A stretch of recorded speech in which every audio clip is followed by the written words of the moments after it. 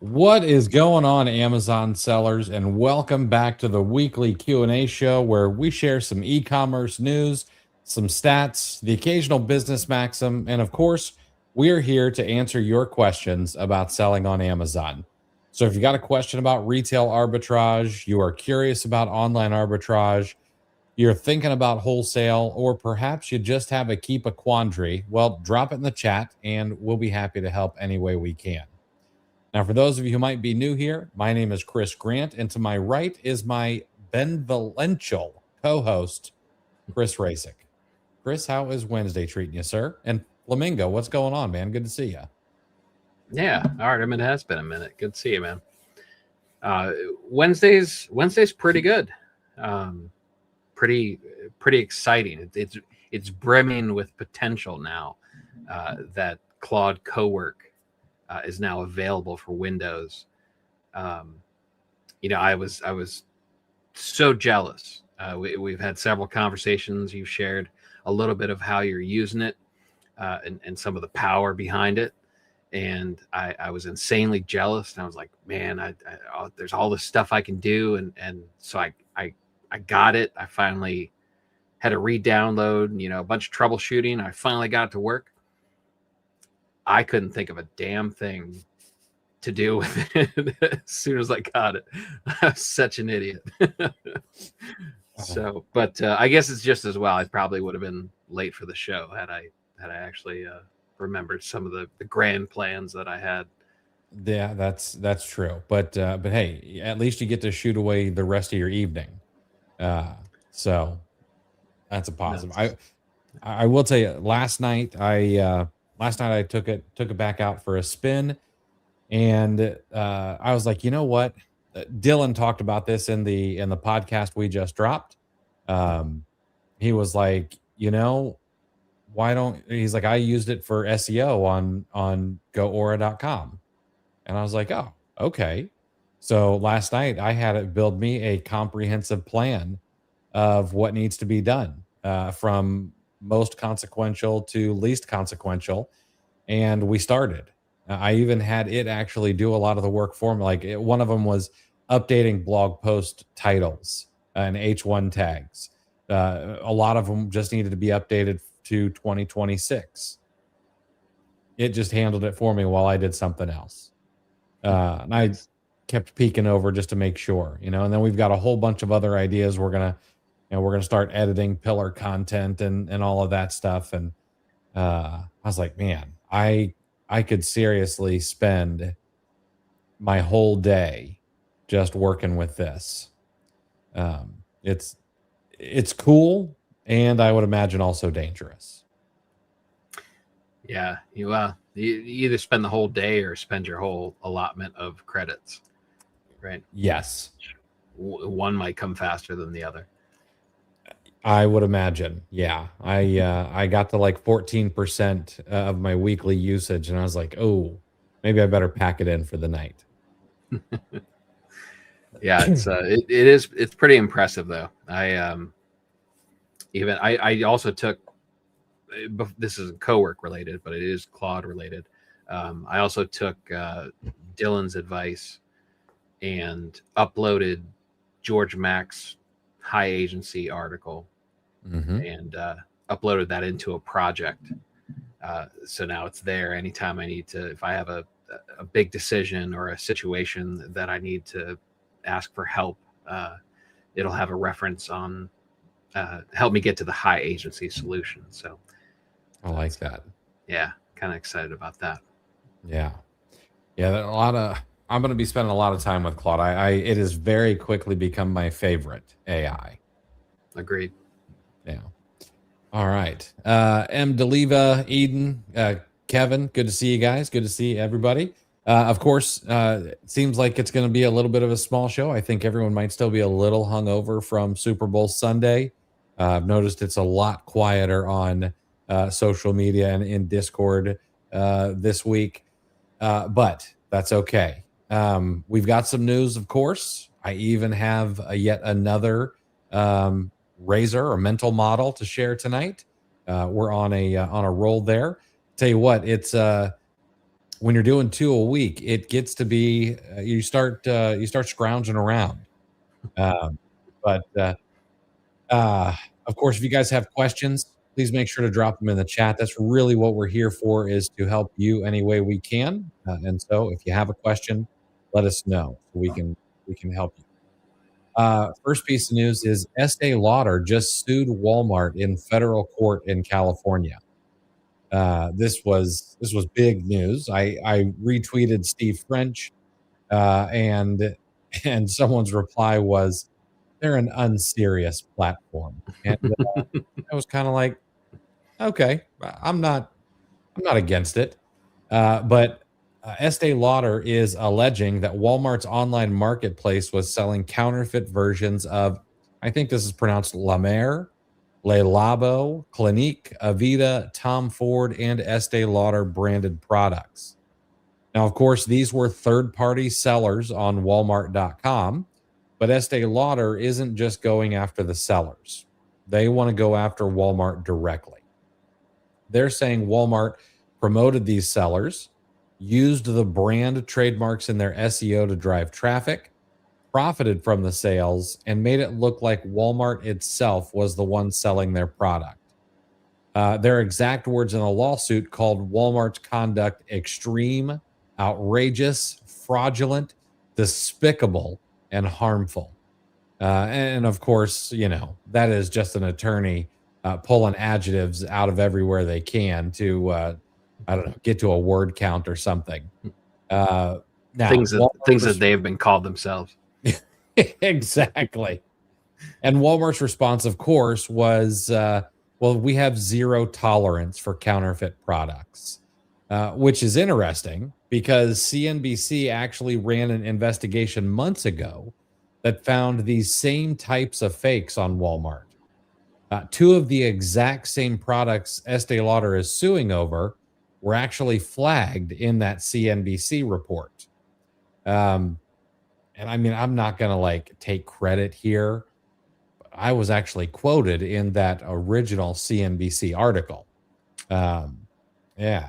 But now, why should we actually care? Well, first, this is a bit of a reminder of kind of where the the counterfeit fight may be heading, at least for Walmart. I don't know so much about Amazon. Amazon seems to handle this differently.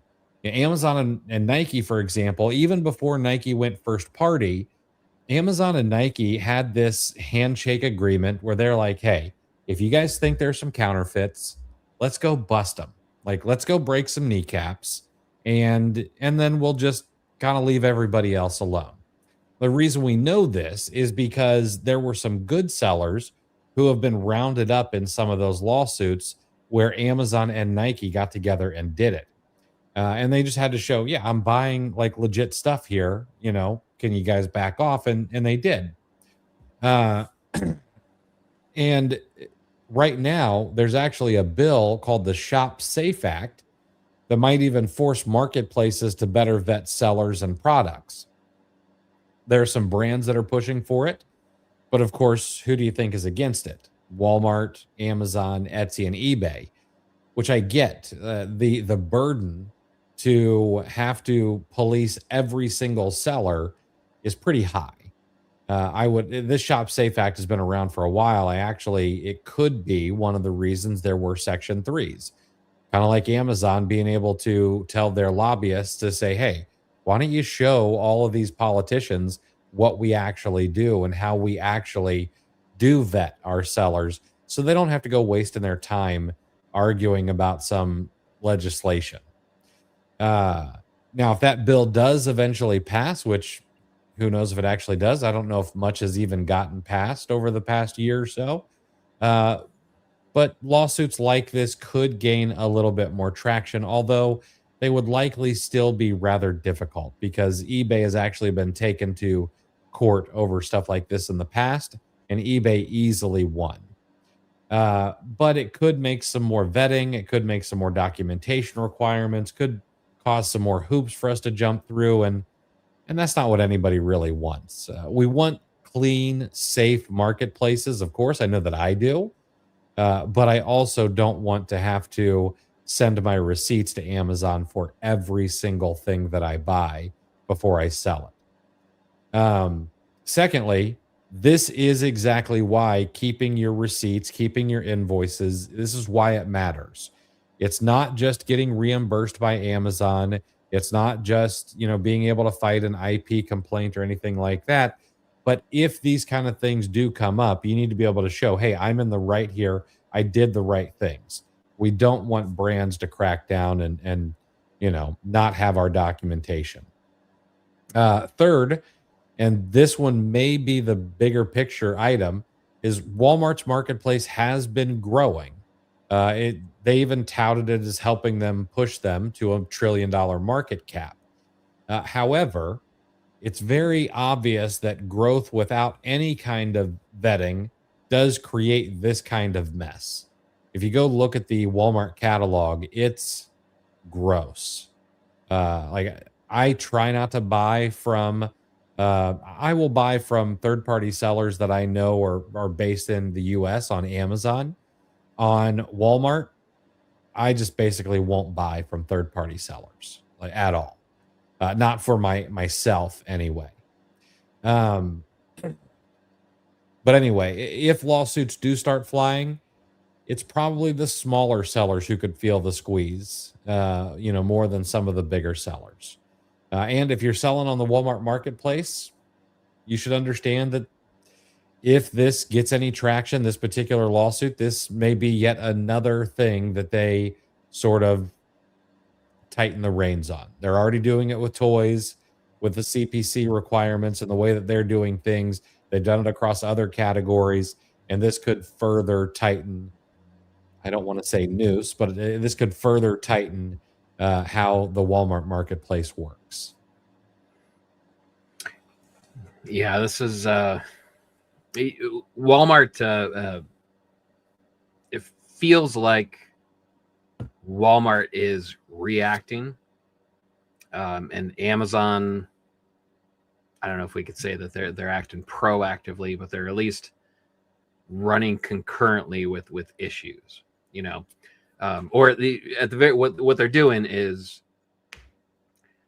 it seems like they're preparing a legal defense. If it's not comprehensive to the entire catalog, I don't even know if that's possible or whether it's not what they're after. But at the very least, they're going to have a pretty convincing argument about how they vetted their sellers, to where Walmart is just kind of. It feels like they didn't think everything through before they decided to get very, very aggressive. And we're finding that out after the fact. I mean, a whole bunch of people got very, very bullish on Walmart. And there was no reason to think that they didn't have a good plan. It was only after the fact, after they pulled the rug out from underneath the sellers, that we realized that apparently they don't know what they're doing, or at least went about it too hastily. So, yeah, I would imagine they did go about it too hastily. I don't know. I'd love to see him turn it around. Yeah, I've said this over and over again. I do think that there should be competition. Competition is good for the market. And competition could be good for sellers. If Walmart came in with like a legitimate marketplace that ran very well, and they're like, hey, we're going to do it 30% cheaper than Amazon does it because we make, bundles of cash over on the retail side. Awesome. That would be killer. And then maybe Amazon is either like, you know what, we're not going to raise fees for the next 3 years, or you know what, we found some ways we could shave a few fees away. But as of right now, I mean, Amazon's got, and I'm going to talk about it here in a second. I mean, Amazon's got the marketplace on lockdown. Yeah, I mean, it'd be really good for us if there was a viable competitor, even at a fraction of size. Just anything anything to make Amazon pay attention. That I think that would be very good for us. And you covered some of the reasons. Um,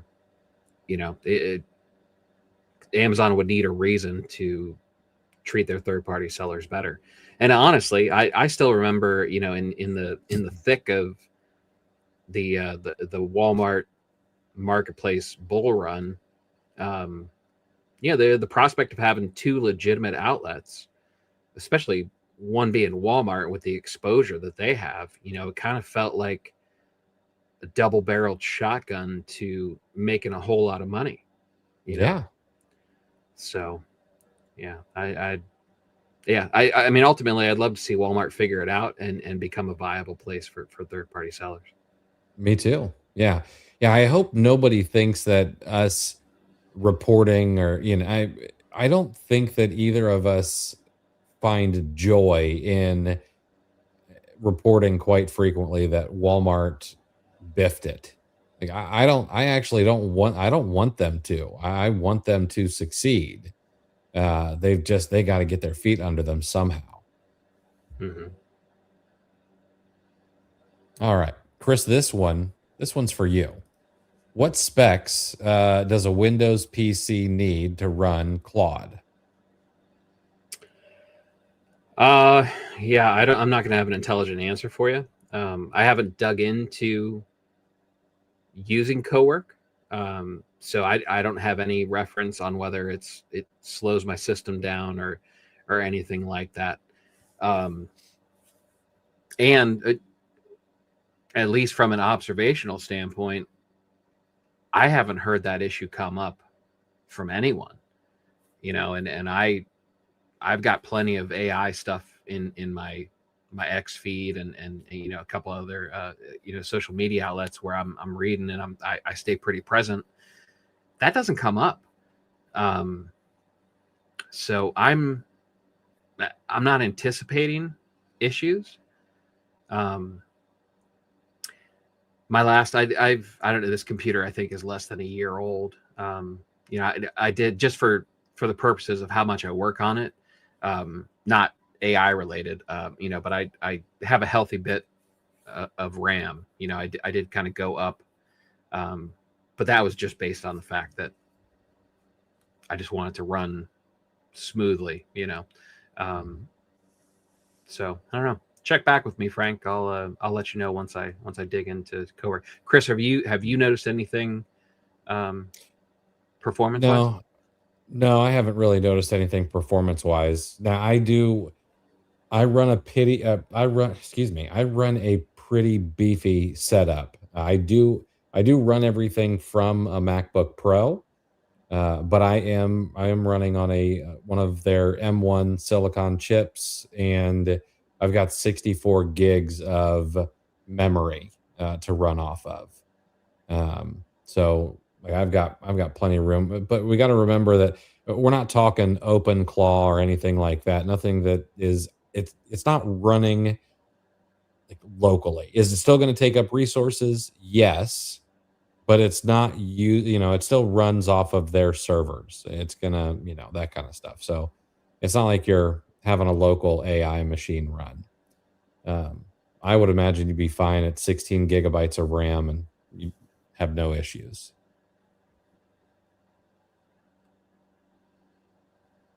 Although the next machine I get will have a minimum of 128 gigs of RAM. I will say that. Stacey, I like selling on Walmart, but honestly, it is a hot mess, especially when it comes to the catalog. They're working on cleaning it up with GTINs not matching like bundled items. Yeah, that's good. I hope they do. I really do want to see them succeed.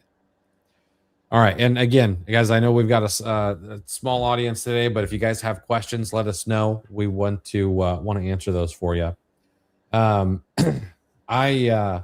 We talked about this just a little bit, but Marketplace Pulse came out with a kind of a great breakdown.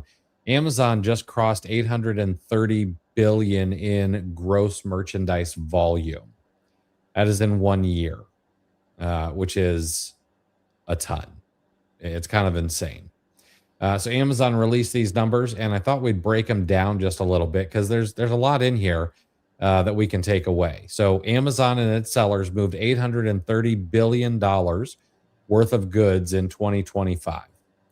To put that into a little bit of perspective, 7 years ago, that number was 277 billion. They've tripled it in 7 years. And about 36% of all US e-commerce now runs through Amazon. So for every dollar, 36 cents hits Amazon. They're not just the biggest marketplace, they're actually bigger than the next several competitors combined. If I'm not mistaken, they're bigger than the next 4 marketplaces put together. And those 4 marketplaces include Walmart, eBay, Target, and Home Depot. And a lot of people are like, Home Depot. Yes, Home Depot has a marketplace. So those 4 companies are not as big as Amazon put together, their marketplaces. Now, here's where it gets a little bit interesting. Third-party sellers, for those of you in Ann Arbor, that's us. That's the people who sell on Amazon. We accounted for $575 billion of that total. That is 69% of all gross merchandise volume on the Amazon platform. First party, or Amazon's own retail, did 255 billion. Both of those grew about 9%. So, I mean, obviously the platform is still growing. But if we look a little bit deeper, there's a little bit more of a story inside these numbers. Third-party sellers are responsible for 69% of the dollar volume. However, they're responsible for 62% of the units sold. And that gap there, okay, that 7% gap there has actually been sitting like that for 5 quarters straight. So what's the takeaway here? Well, the takeaway is it means Amazon seems to be keeping the high volume, low margin things for themselves. The consumables, the basics, the batteries, the toilet paper, those kind of things. They're keeping those to themselves. Everything else is us. Okay. Like they want, if you haven't read the long tail or the longer tail, I guess you should. There is a massive amount of evidence that shows that third-party sellers, and yes, I do also mean arbitrage sellers, wholesale sellers, all of it. If we were taken off the platform, we would severely hurt their business. And so while everyone says, oh, well, this is dead and that is dead, it is not and cannot be the case. Yeah, I just wrote a thread about that, about how the thing is, whatever you want to call is dead. You can make the argument for any of the models,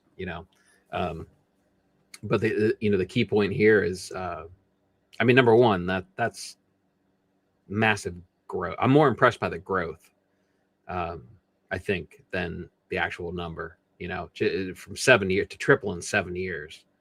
That's amazing. Yeah. And are we looking at, let's just say that they grow another 9% this year, 830 times. Yeah, it wouldn't quite get them over the $1 trillion gross merchandise volume mark. But if they could do that for 3 years running, that would put Amazon over $1 trillion gross merchandise volume in 2029. That's insane to think about. Right. And then consider that the percentage of sales from third-party sellers has also been increasing year over year for, I'm not even sure how many years. I can't remember a year where it didn't increase again. It's just been ticking up higher and higher. Yeah. It's been in the 60s for, I think, at least a few years now. And that part's only growing. So Um, it's a one lesson to take from this is uh, nobody really knows. Nobody can really make any accurate prediction. Like that's kind of the landscape that we live in.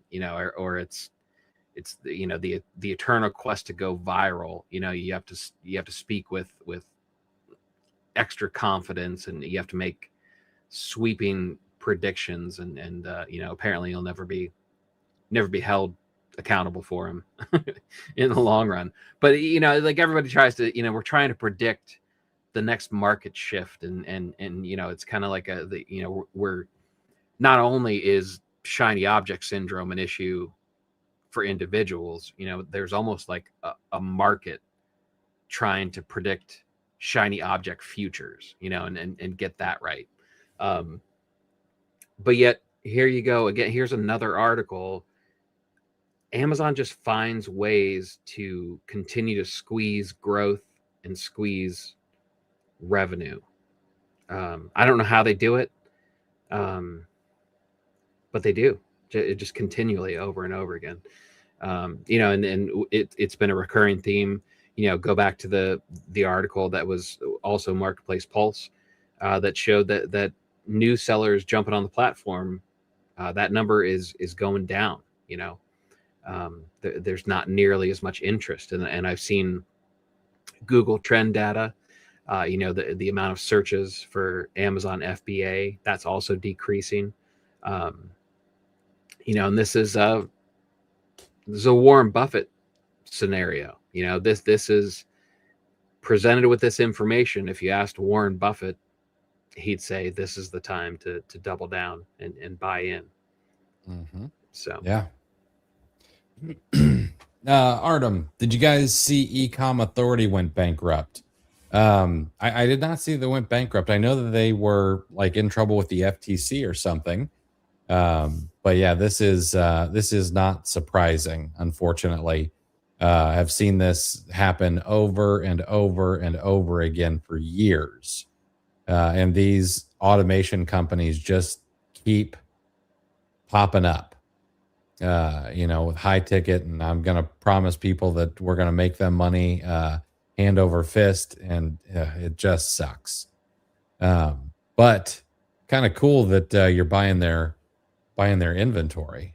That's kind of that's a good idea. Let's see here. Any recent or planned Amazon changes or things to be careful with? I've been a little out of the loop. Yeah, well, that way to softball pitch me, man. We have brought this up before, but have been hearing people ask about it over and over and over again. So we're going to talk about it one more time because it happens in a month. But Amazon is going to be changing how they hold your money. Amazon sent out notices that starting on March 12th, they're moving all seller accounts to what they call DD plus 7, delivery date plus 7. That means that after your order is delivered, Amazon's going to hold your money for another 7 days before they release it to your available balance.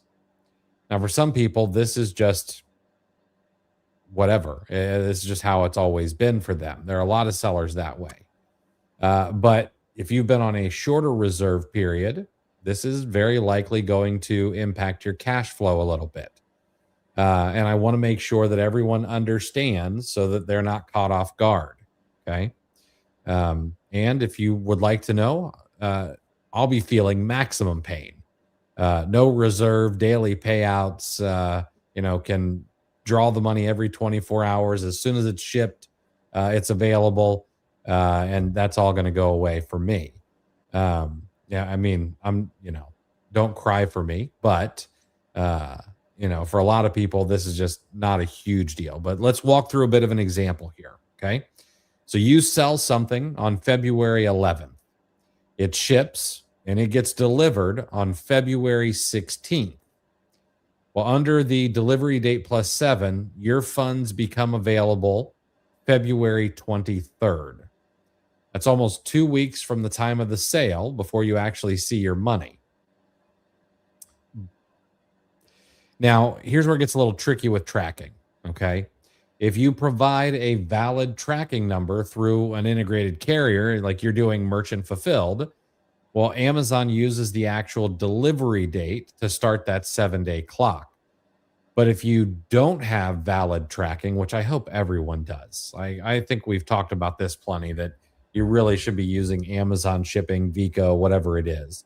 But if you don't have any valid tracking, they are going to use the estimated delivery date. And the estimated date is almost always later than the actual delivery date. So you could be waiting even longer to get paid.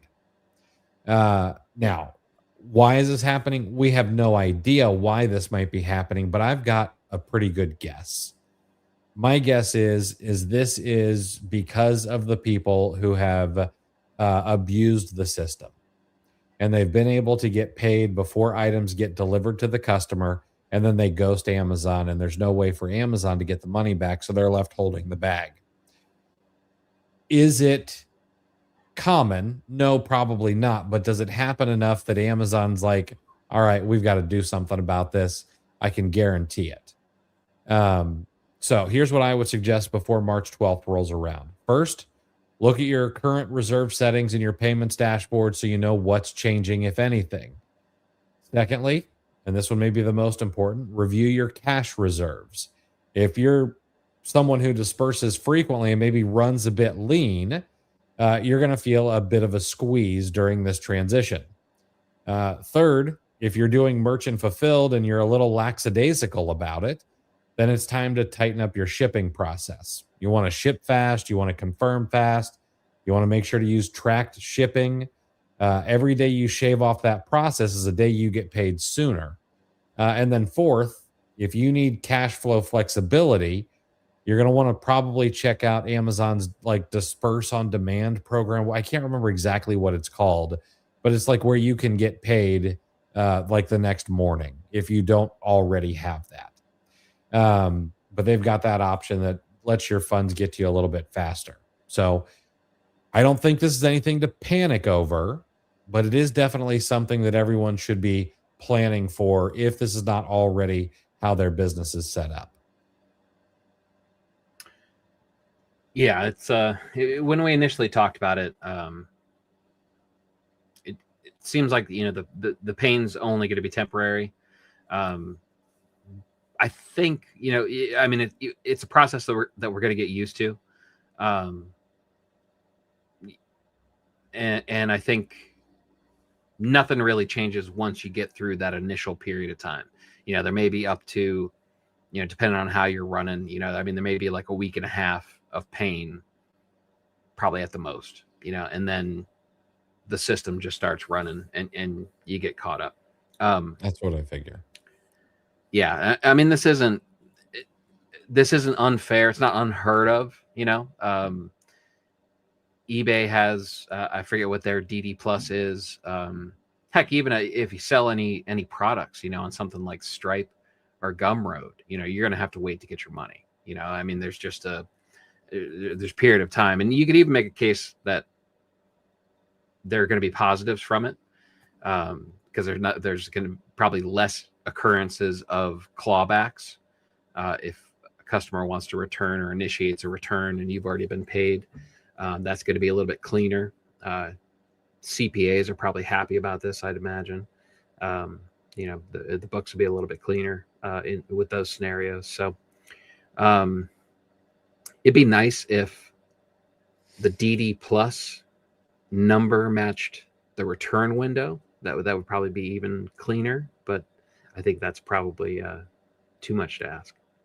I would imagine. Yeah. Flamingo +7 seems a little drastic. I get that. I would imagine there's probably more than one reason for that. I'm guessing that from their side, I would bet that they see that most returns happen within that 7 days. I'll bet you that's why they chose that. Outside of that, or within that 7-day period, people complain and say I didn't get my item. I will admit that I made a little bit of a mistake over this past week and had something ready to go and just forgot to put it out, for the people to come pick it up. Completely my mistake. Everything was done. The shipping label was done. Everything else was taken care of. And I just spaced. Now, they got back to me within that 7-day period. So it kind of fits. And Shannon, so last week I said I thought it was just FBM.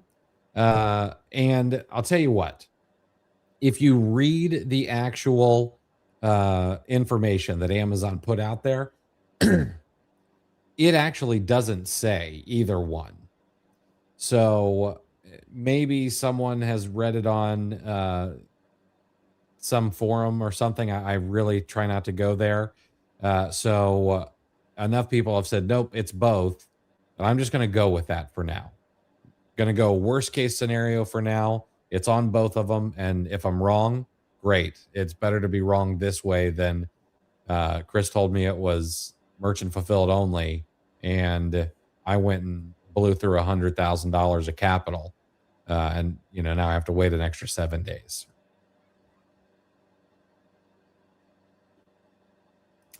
Did I understand the notice correctly that we shouldn't pull our 2025 transaction summary report until after February 28?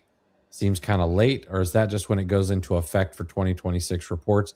I believe that's when it goes into effect for 2026 reports. I appreciate that. Yeah, I think we have a really good time with Dylan. Dylan is, I say this, I say it tongue in cheek, but he really does run a few hundred RPMs higher than I do. And Chris and I were talking, like, we've got to make sure when we do a pod with Dylan that we've got some caffeine and that we're dialed in, because there's some podcasts where I can keep a chat up over here and it's not going to bother me if it goes off. Not with Dylan. I got to shut down all the windows.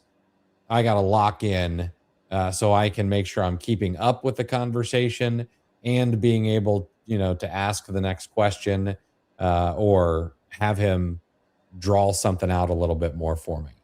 But those are the conversations I enjoy too. Yeah, I got caught writing. I was trying to write notes down and I missed my cue for the next question. I kind of finished my note and it's like, oh, okay, where are we?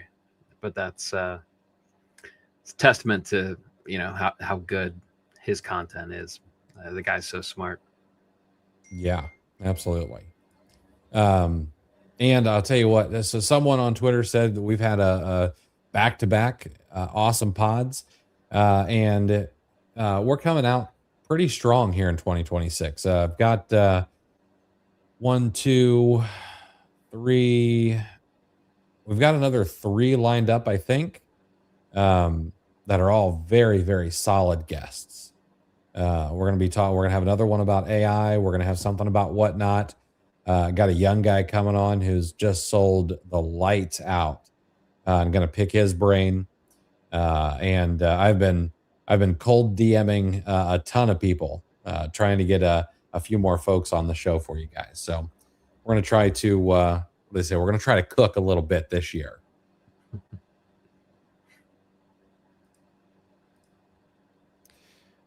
Eden, I need to try to ungate some new brands. Can you just string a bunch of orders together to get the 100 units?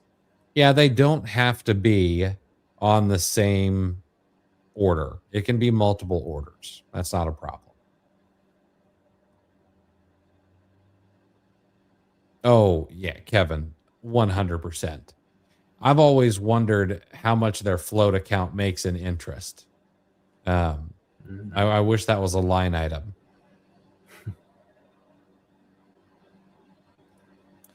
Dylan mentioned reading books of companies. Do you have a reading list you recommend? Oh, sir, you came to the right place. And I'll tell you what. I'll give you a bit of a shortcut. Okay, if you want a shortcut without necessarily having to read the books, I would go and listen to two podcasts, three podcasts. Number one, go listen to Founders. It is like church for company builders. Um, Also listen to the David Senra podcast. So Founders is typically based on biographies of company builders who are dead. Not always. There are biographies of Elon Musk and James Dyson and several other that are alive, like Brad. I can't remember his name, the guy who wrote How to Make a Few $1 Billion and How to Make a Few More $1 Billion. Man, what a flex. Uh, be like, Right. I'm gonna write a book because I've made a few $1 billion. So I'm gonna write the first book, How to Make $1 billion, and then I'm gonna come out with the second on how to make a few more billion. But Founders, and then go listen to David Senra's podcast. He has conversations with living entrepreneurs. His conversation with the founder of the chicken joint, Raising Cane's, fantastic. Same with his conversation with the founder of Spotify, the founder with James Dyson. Excellent podcast episodes. That'd be an easy way to shortcut it. Outside of that, I would, read things like Traction, read things like Rework, that kind of stuff.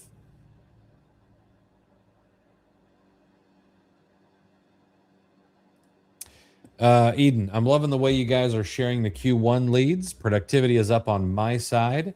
How do I stay connected to this format of leads? We've got some time before Q1 is over, so we'll have that all explained. There should be a couple of options depending on what you want to do. So we'll get all that taken care of. And I'm actually going to be putting together I'm working on putting together a survey. On my side, it'll be called a net promoter score, is what they call it at companies. But I'm going to be putting together a survey for everybody in the Q1 group to, see what would be most helpful for everybody as we go into the rest of the year.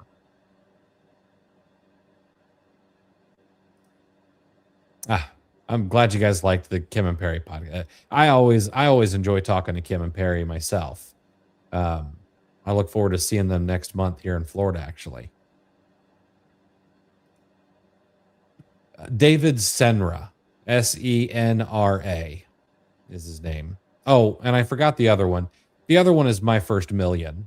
And I know that it's got kind of a clickbait title, but so does one of the best books that you probably ever read from a company builder, called How to Get Rich, which is just a fantastic. If you want to read that book too, How to Get Rich is just a great book. But My First Million, they interview a lot of people who are building companies and talk about it.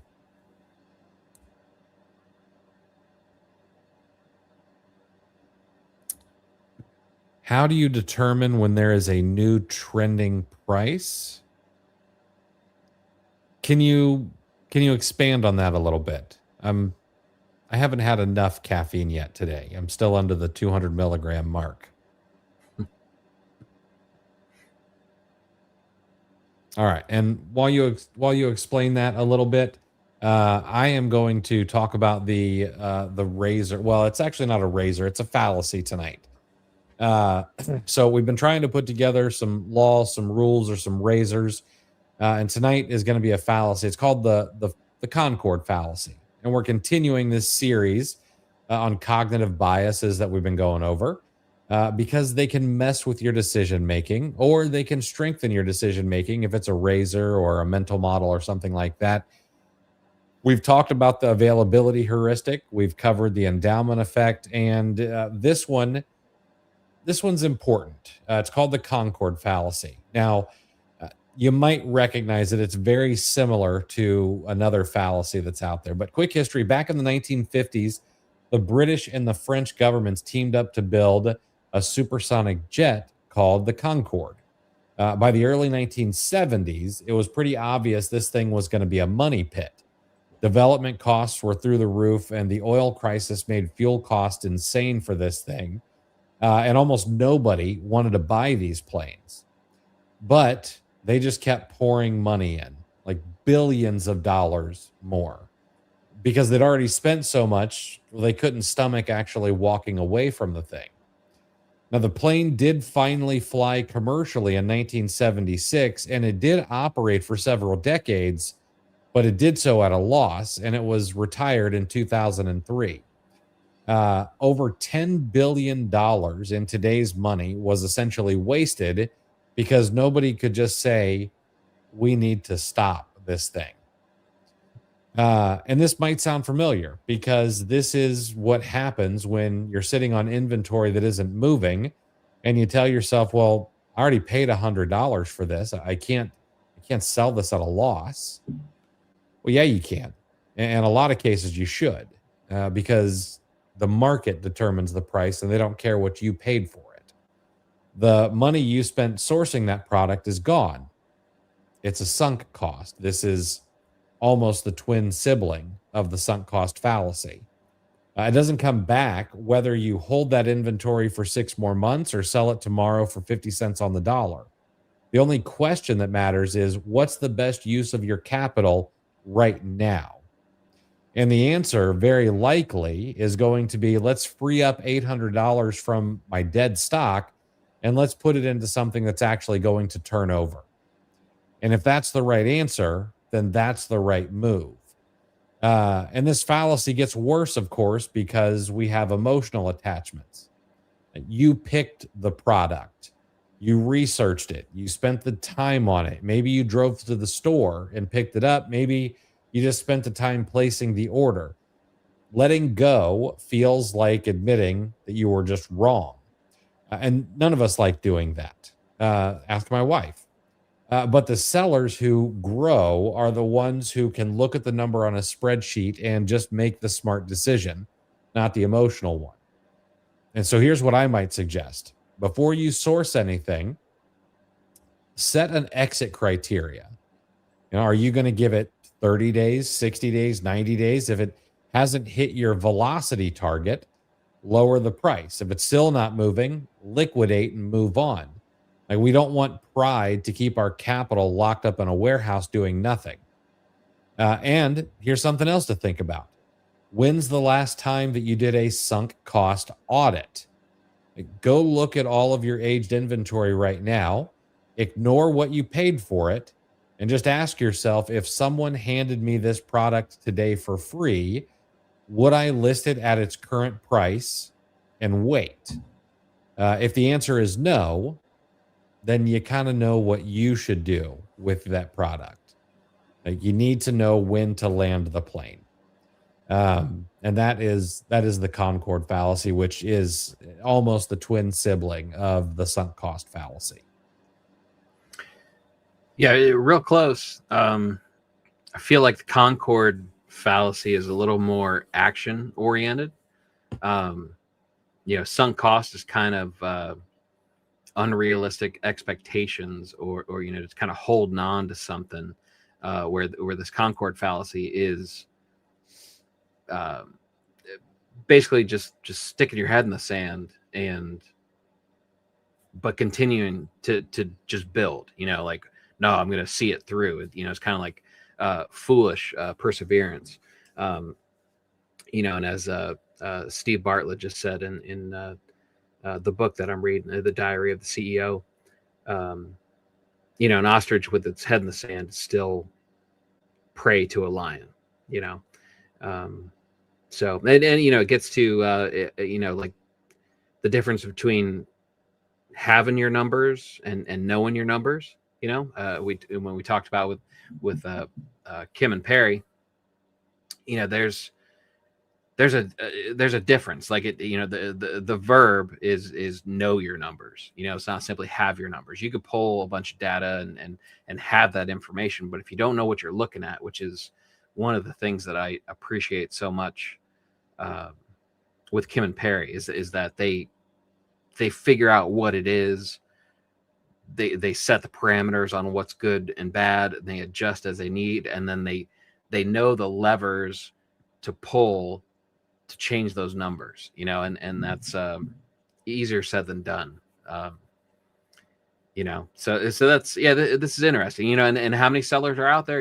We have, I won't call them out, but there are people in the OAC Plus who, based on the context of their questions, you can tell that they are going through a very serious audit of their actual numbers, and if you speculated, you can sometimes you can see sellers that just based on what they talk about certainly sound like they're over leveraged with tools, and they just kind of invest, and you're not always sure that they're checking the receipts at the end, and we've all, you don't have to go too far in seller communities to find somebody that's decided to pare down, and you get questions of like, hey, I'm looking to consolidate tools and save some money and stuff, so they'll have questions about, how comprehensive one tool is over another, and it's, I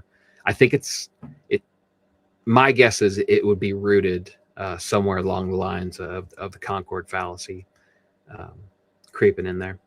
Yeah, absolutely.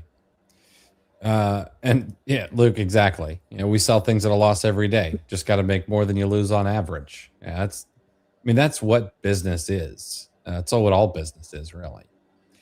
All right. So Amazon Con 1, say for a year, the price was $14. And this goes back to the question, how do you determine when there's a new trending price? So say for a year, the price was $14, but the past month, the price is held steady at 22. Would you source with the sale price at 14 or 22? All competition is now at 22. Well, it would depend on how much competition there is at $14.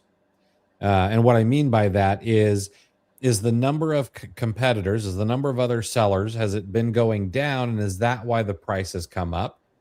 Or has it been the same number of sellers the entire time and the price has come up? Because those give me two very different economies of an ASIN, in my opinion. Let's say, for example, that there are 4 sellers and have been 4 sellers for the last year. But the price has gone from 14 to 22. Well, that sounds like a brand new minimum or MSRP on the product. Like the manufacturer or the distributor has said, hey, guess what, guys? You got to bring the price up. If the number of sellers has come down, well, that just sounds like regular market dynamics. Fewer sellers, less competition, the price ends up going up. However, if I were going to hop on that listing and that second one is the case, then I know that competition is going to start to go back up, because if you see it, chances are someone else has seen it, and they may only be looking at the current price rather than the historical price. So if you hop on it and 2 or 3 other sellers hop on it, then you're going to start to see some of that price erode naturally, because that's what happens when the supply goes up and the demand stays the same. And that price will just naturally erode. So personally, I would only be grabbing it and sourcing it based on that lower price, because I want to be able to hedge my downside risk and take asymmetric bets. So that's what I'd be looking at. That was well delivered, realizing that at the same time you're multitasking, herding a cat off the off screen. That was impressive. Thank well you. Delivered. I appreciate that. Yeah. Thank you. Was it the cat that turned the light off? Yeah, he was just in front of it. That's how big he is. Oh, okay. Right. Yeah. So not too much to add on to that, except yeah, what a good example is the two scenarios, which I mean you described, but to put examples on them, I think we've all seen a price recover after a big wave of sellers, where it seems like it was probably on a lead list or something like that, and you've got a big seller count peak, and then it just kind of dwindles down, and the price erodes, but it just kind of stays there while all that aged inventory gets clearanced out from those third-party sellers, and then eventually you kind of come up for air, and the price will go back up, and there's enough sellers with better repricers, that go, okay, let's jack this back up a little bit. That's one thing. And then the other example would be, let's take a Jellycat. When Hippo Tails jumps on something, Hippo Tails jumps on it at pretty much MSRP for the most part, most of the time when I see them on there, so you could have a situation where Hippo Tails comes in at 14, and then it's basically an individual decision on whether the third-party sellers, probably age of inventory influences the decision, I'm sure, but some will go down and just clear out at the $14, and then once Hippo Tails goes out of stock, it'll bounce up to 22 with all the third-party sellers that bought it on sale or whatever their buy cost was. They need to go up 22 to make it now profitable. Or that's probably what they sourced it at. It was selling at 22 when they bought it on sale. So those are two very different scenarios. However, I don't know if it changes the answer. I mean, it matters. It'll help in the decision making. But I mean, you said in your question, Conwan, you say, but for the past month, it's sold at $22. I don't know if I need more evidence than that, because those two scenarios that I talked about, it only does so much. We're forecasting out, but depending on how much inventory you're going to buy, I mean, I assume this isn't a replen that you're looking for. You're not looking for a long-term relationship with this ASIN. If you're talking about 5-10 units, but you can make $10 per, if it's 22, or $8, say $8 per, and you would just want to make $80, you can get in and out regardless of what the situation was, but it's been 22 for a month. Depending on the scenario, it's probably not crazy to think that it's going to stay 22 for another month. Although some outlier, or some cowboy can come in and drop the price, sure. But that scenario can happen regardless of what the last year looks like, what the previous price trends were, you know what I mean? So there's a point where you have to ask yourself if you're overthinking it. Is it profitable at 22? You've had 30 days at 22. Can you get in and out? Because if we're only talking about 10 units, counting shipping it, prep pack, getting it into Amazon, you're only trying to forecast 30 to 45 days, hopefully, before you're in and out. So, yeah. What are the top reports you use to keep an eye on your numbers? Well, the P&L statement. So you want to have your numbers in some sort of actual accounting, number one. And then I look at some reports through software that kind of tells me my how much profit I'm making per day, per week, and per month. The gross profit before some overhead, of course, doesn't take into account things like my repricer cost or inbound shipping or anything like that. So the numbers it's just gross. It's not net. And then I also take a look at some SKU profitability reports just to, if something is dead, just need to get rid of it or not replenish it. I do like to look at some category profitability. And the reason for that is, let's say that I do the best in automotive, for example. one's top of mind because that was prevalent today while we were sourcing. But let's say, for example, that automotive is where I seem to get the best profits, then maybe I want to spend a little bit more time there. Uh, if that's pushing 80% of my profits and it's taking 20% of my time, maybe I should make it 30 or 40% of my time and make it 96% of the results. So that's really all I look at. There's some other things you can go and look at, to make sure you're getting the right reimbursements and stuff like that. But I'm not great with the reports. If you go listen to our podcast with Dylan, he talks about downloading your reports, uploading them to Claude, and then start asking them questions. What can you tell me from these numbers? What kind of decisions can I make from these numbers, etc.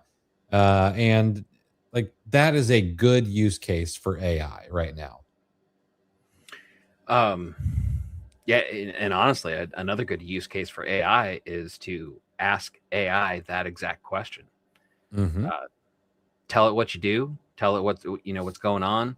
Depending on how you're using AI, if you're using Cowork or whether it's just a chat window, either one's useful. If you're doing Cowork or something like that, you can actually have it go in and pull specific information, specific reports. People are talking about Claude Cowork doing their taxes for them. I mean, that's not advice, but that shows you the confidence that some of the people have, and tells you a little bit, gives a reflection of how detailed the work can be. Just explain and say what reports do I need to be looking at? What will be the clearest snapshot of the health of my business based on what you know? And then tell it to ask any follow-up questions. And then if it gives you a list of things that don't quite match up, you can kind of spitball it and rework it as you go along. Just have a conversation with it. It probably ends up giving you a really good answer. I should probably do that myself now that I've said that out loud. Mm-hmm. Potato. More brands are using/abusing transparency code to keep out sellers. Do you guys worry about that at all? No, not really. We could argue the abusing part. The only abuse of it, in my opinion, would be when they don't follow the rules, meaning that they're not putting those transparency codes across their entire supply chain like the rules read. Now, I say that, but we also have to think about the way that supply chains work. Supply chains are always behind. So if, for example, a brand decided to enact transparency codes today, and you're supposed to put those transparency codes on everything, but they get to shut down Amazon sellers. Well, how long is it going to be before the stuff that is outside of their own warehouse and into the supply chain, how long before that gets wiped out and they start seeing items with transparency codes out there? It could be a while. And then if you buy from certain places that get their items, say from technically gray market, there are some websites that I'm okay with buying from because I've fought IP complaints and won. Although I know that they're probably getting those items from suppliers that are, say, selling in Canada where they may not have to use transparency codes. And so I'm very careful with those places. But am I worried about it? No, not really. There are so many brands on Amazon that if everyone, here's an example. Estee Lauder is one of the largest beauty brands out there. And they don't just own Estee Lauder. They own Estee Lauder and La Mer and Bobbi Brown and Kiehl's. And I mean, the list goes on and on and on. Multi-billion-dollar a year corporation. and they've essentially shut down 90% of their brands on Amazon. Beauty category is still one of my biggest categories. There's just so much out there that I'm not really worried about it. Yeah, that's a good point, because that's basically, it's in the same category as losing brands. You hear people, it's upsetting at the time, right? It's a shock to the system, and it's like, oh, I really sold a lot of Clinique. I made a lot of money off Clinique. This sucks. It was so good, right? Nobody's still kind of moaning about that, maybe it was a contributing factor to some people that left the platform and aren't selling anymore. That's possible. We probably wouldn't hear about that. We wouldn't get that kind of follow-up. So, maybe allow for a little bit of that, but kind of seems like everybody just kind of moved their capital to something they could sell.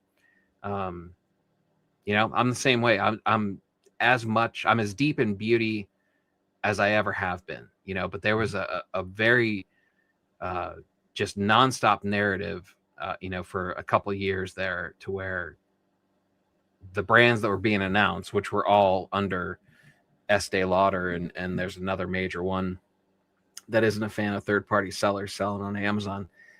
It was all under the umbrella. So if you took a look at the corporate flow chart of companies, and subset companies, you pretty much already knew, and if you were proactive about it, you would have kind of dwindled your supply of the rest of those brands, whether they had announced it or not. It was kind of the smart thing to do at the time once you realized what was going on. But my point is, if a brand's doing something with transparency codes to mess with third-party sellers, that's out of our control, and to be honest, there are far worse things that brands could do to hurt third-party sellers and kind of push them around and just generally not be a fan of them.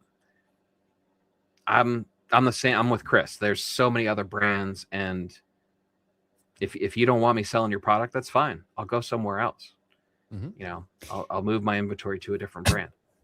And honestly, one of the other things too, and I say there are always other brands. I'm going to give like a very specific example. All right. Now, Estee Lauder took a bunch of brands down. Okay, for example, and I undersold Estee Lauder. They're like a $15.5 billion a year company. So major amount of sales in the beauty category. But then there are other brands that are still arbitrageable, like Rhode, for example. Rhode is a very arbitrageable brand, and that doesn't include the several others. Chris, how old do you think Rhode Beauty is? 7 years. Close. It's 4 years old. Also just sold for $1 billion. But so why I'm bringing that up is beauty brands are started all the time. Over the past 4 years, I can think of a couple. There's Rhode. There is Lola V by Jennifer Aniston. That's in the past 4 years. There is Lady Gaga's brand. I think Fenty Beauty, House. I think Fenty Beauty is right around that same age, maybe a little bit older. So there are all these brands that continue to pop up. And the reason I thought of this is someone asked me in OAC Plus, we do ASIN reviews for people. And so someone asked me, hey, would you sell this particular item? Now, the brand owner was on it. And so I said, I would probably steer clear of this, even though it looks like there are a few other sellers on here. I was like, but these people look like they know what they're doing. So they're probably going to file IP complaints. But they didn't know enough to get their own brand gated on Amazon. But over the past 90 days, they've gone viral on social media and their Amazon sales have exploded. They may stop watching the Amazon sales down the road in a year or 2 years because their direct to consumer or their social media is really what does the trick for them. And they may just not care anymore. And if that's the case in a couple of years, all right, I'll pick up those sales for you. No problem. I'll buy when you go on sale. I'll sell it on Amazon. And that continues to happen. There's always going to be brands that don't care. Are there going to be more brands that do care in the future? Sure. People are going to realize that it's simple, but not easy to run an Amazon channel. And then there are also going to be brands that find out that, man, we really don't like this.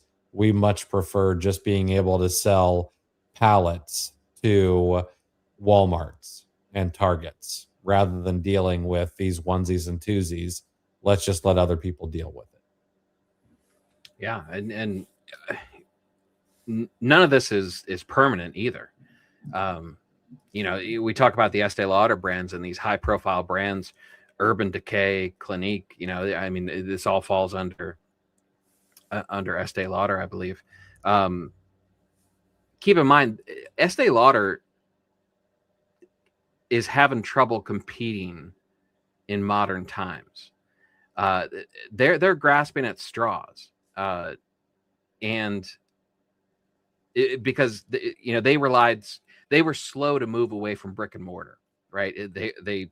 They're over the counter. They're dolled up workers, in their white lab coats at department stores. That was their business model, and they kind of stuck with it. And they were slow to adapt. See above where we talked about the explosive growth of e-commerce. They didn't act accordingly, so they're kind of scrambling after the fact. They may give this a shot. They may not like it. They may change, they may start building out a D2C, and maybe they'll try that, which sounds a lot like what Nike did. Nike's made at least three decision changes on what they were going to do. And they've made one gigantic bad decision, when they decided to leave Amazon and they went heavy on D2C. That CEO is long gone now. And they're trying to rebuild the balance sheet, to what they were used to see, to what the shareholders want to see. It's been a rough go. And so you think about a brand like Nike, the reach and the how well known they are, just the such a solid brand. They didn't get it right, and they're still trying to figure it out. So none of this is permanent. Mm-hmm. I'm glad you brought up Nike. It's exactly where my mind was going. Mm-hmm. All right. Well, guys, that should do it for us tonight. But Chris, before we go, why should you wear glasses in math class? I can't wait for you to tell me. They help with division. All right. That's solid.